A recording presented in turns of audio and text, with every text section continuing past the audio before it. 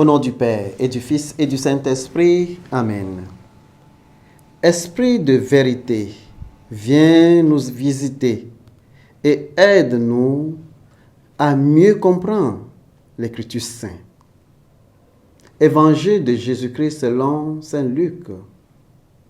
En ce temps-là, la mère et les frères de Jésus vinrent le trouver, mais ils ne parvinrent pas arriver jusqu'à lui à cause de la foule.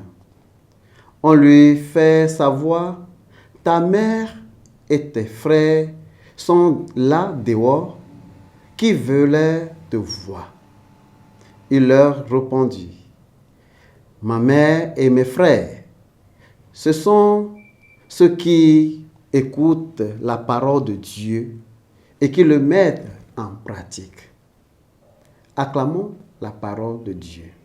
Ma mère et mes frères, ce sont ceux qui écoutent la parole de Dieu et qui le mettent en pratique. Bien-aimés du Seigneur, loué soit Jésus-Christ. Aujourd'hui, mardi 23 septembre 2025, nous célébrons la fête de Padre Pio. L'Évangile, Jésus définit sa véritable famille non pas par le sang, mais par la parenté spirituelle, ceux qui écoutent la parole de Dieu et la mettent en pratique. Quand la mère et le frère de Jésus arrivent pour lui parler, mais ne peuvent pas attendre à cause de la foule, ils profitent de l'occasion pour enseigner que ceux qui obéissent la parole de Dieu sont sa famille spirituelle. Ce passage souligne l'importance de l'écoute active et de l'obéissance en contrastant le lien familial physique avec la relation spirituelle profonde formée par un engagement envers la volonté de Dieu. Notre relation principale dans la vie est notre relation avec Dieu. Cela explique les paroles de Jésus à propos de sa mère et de ses frères.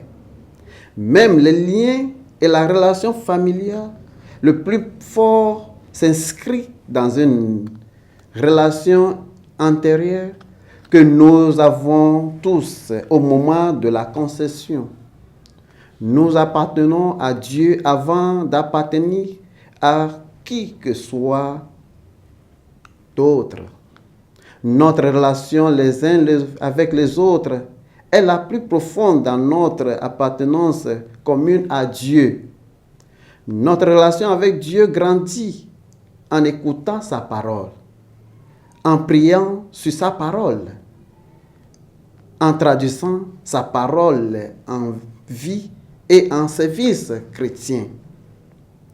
Notre disciple ici n'est pas déterminé par notre naissance dans une famille catholique ou simplement par le fait d'être baptisé ou par observation des exigences extérieures de notre religion, mais par notre engagement total vers l'Évangile, par une suite inconditionnelle de Jésus. C'est seulement ainsi que nous pouvons vraiment être appelés son frère et sa sœur. Au nom du Père et du Fils et du Saint-Esprit. Amen.